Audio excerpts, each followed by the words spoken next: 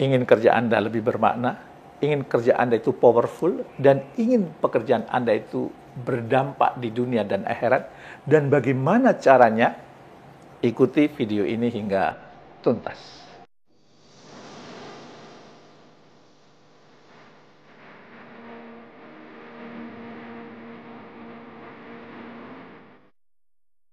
Saya pernah datang ke salah satu BUMN berdiskusi dengan salah satu direktur SDM-nya, ya.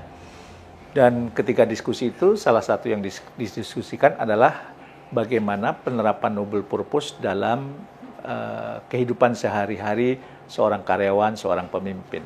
Sehingga noble purpose itu tidak hanya sebagai konsep saja, tidak hanya bisa diterapkan dalam sesuatu yang universal, bahwa kita terlahir ke dunia itu untuk apa, tapi bisa dipraktekkan dalam ranah pekerjaan, dalam ranah profesional gitu. Maka kalau dalam pemahaman saya, ya, sependek pemahaman saya, kalau ingin dijadikan noble purpose itu aplikatif di dalam pekerjaan sehari-hari, maka setidaknya Anda perlu menjawab 4 pertanyaan berikut ini. Ya, pertanyaan yang sederhana tentu yang pertama adalah, apa pekerjaan Anda? Sebagai karyawan, sebagai seorang leader, Anda perlu tahu sebenarnya pekerjaan Anda itu apa sih? Ya, yang dibebankan kepada Anda itu apa sih? Karena kalau Anda mau berhasil itu, Anda harus tahu, know your job. Pekerjaan Anda itu apa yang utama itu, yang harus Anda kerjakan. Gitu. Nah, kalau Anda sudah tahu job description Anda sudah tahu apa yang seyogyanya Anda kerjakan, maka tidak boleh berhenti sampai di situ. Anda perlu mengajukan pertanyaan yang kedua. Apa tujuan dari pekerjaan Anda? Ya, itu pun perlu clear.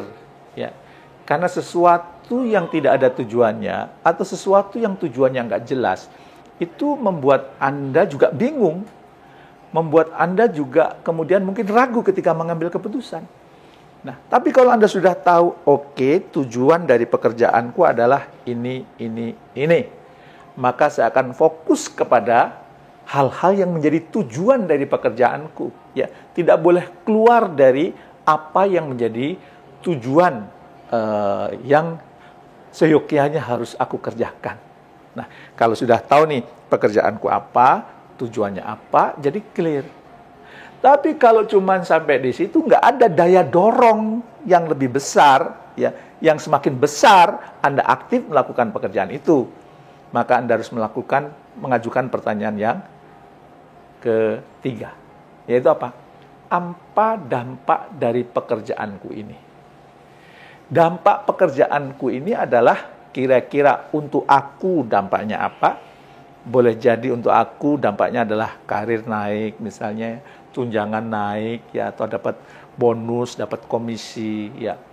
Anda juga perlu berpikir dampaknya buat teman-teman Anda. Ya, anggota tim, kira-kira kalau ini tujuan ini tercapai, dampaknya buat teman-temanku apa ya? Ya. Dan kalau sudah Anda mikirin juga dampaknya buat teman-teman, Anda juga perlu berpikir dampaknya untuk keluargaku apa ya?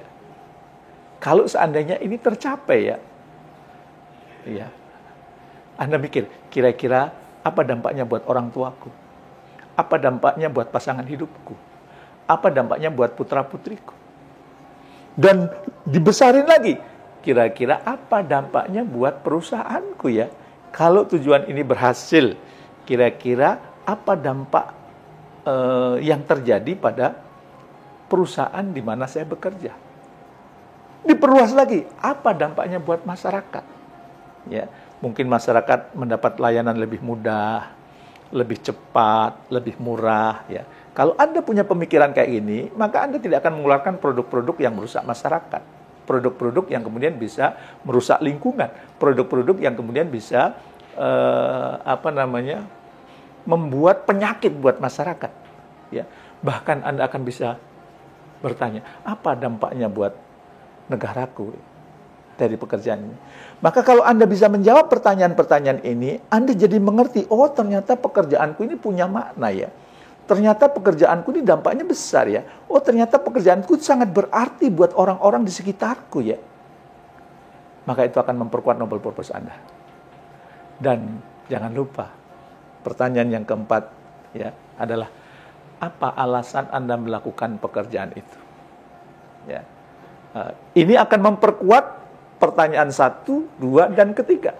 Kalau Anda ketemu benar, oh alasan aku melakukan pekerjaan ini adalah ya alasan rasionalnya, aku dapat gaji dari sini, ya aku menjadi dihormati di keluargaku, misalnya aku menjadi dibanggakan orang tuaku dan sebagainya, karirku naik, itu kan alasan rasional ya.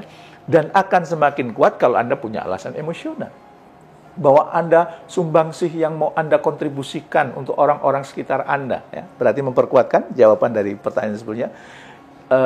Bahwa Anda ternyata bagian dari dunia yang besar ini. Bahwa Anda punya kontribusi di situ. Bahwa ada sesuatu yang Anda persembahkan. Bahkan ada legacy yang mau Anda tinggalkan di situ. Wah, ini kalau ada masuk alasan emosional ini akan semakin kuat. Ya.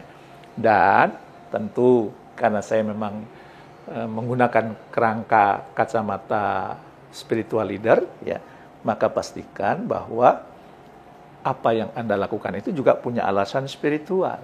Ya. Spiritual dalam pengertian Anda memaknai pekerjaan Anda sekaligus Anda menjadikan apa yang Anda lakukan itu sebagai persembahan kepada Sang Maha Kekasih. Bahwa itu adalah Anda melakukan itu karena itu memang diperintahkan oleh agama yang Anda anut. Ya. Kalau di dalam agama Islam, saya dulu pernah belajar ya, kalau kita melakukan pekerjaan bisa mencari nafkah, ya, ternyata kan ada ya dosa yang tidak bisa dihapus dengan sholat, zakat, puasa, dan haji. Ya. Dan para sahabat bertanya, dengan apa menghapusnya ya Rasulullah? Dan Rasulullah menjawab, al-humumu fitolabil ma'isyah. Bersusah payah mencari nafkah penghidupan, itu bisa menghapuskan dosa. Yang tidak bisa dihapus dengan sholat, zakat, puasa, dan haji. Jadi kita itu kerja semangat, bahwa kerja itu bukan urusan dunia. Kalau niat kita lurus, bahwa ini adalah persembahan kita kepada Allah. Dan cara kerja kita benar. Ya. Tidak menyalahi aturan, tidak menyalahi aturan perusahaan, tidak menyalahi etika. Ya. Yang kita kerjakan tidak menyalahi dengan agama yang kita anut. Maka 8 jam kita di kantor itu juga adalah ibadah. Jadi ibadah bukan hanya sholat, zakat, puasa, haji. Ya, kita bekerja pun termasuk ibadah. Nah, kalau kita punya pemahaman ini, kerja itu ibadah, enak tuh. Sudahlah dapat rupiah, bernilai ibadah. Sudahlah dapat bayaran, dapat ganjaran gitu ya. Nah, maka kalau 4 pertanyaan tadi dirangkum, pertanyaan 1, 2, 3, 4 ya, dan Anda menjawab dari lubuk hati yang paling dalam, maka Anda akan menemukan noble purpose di tempat kerja. Pekerjaan Anda jauh lebih bermakna, Anda tidak terjebak pada rutinitas, dan kemudian Anda pun bukanlah robot berbentuk manusia yang melakukan pekerjaan rutin itu saja dan hanya sebagai alat produksi. Anak-anak muda sekarang sering menyebut apa? Jadi budak korporat, kalau kayak gitu.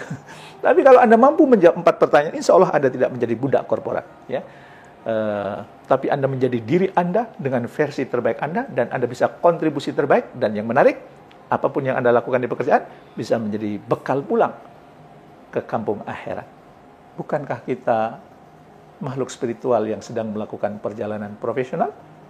Maka pastikan profesionalitas kita di muka bumi itu berdampak spiritual sehingga kita bisa pulang ke kampung nenek moyang kita, Adam dan Hawa. Kampungnya di mana?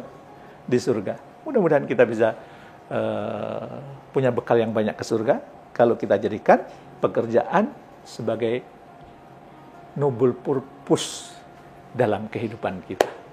Semoga bermanfaat. Terima kasih. Assalamualaikum warahmatullahi wabarakatuh.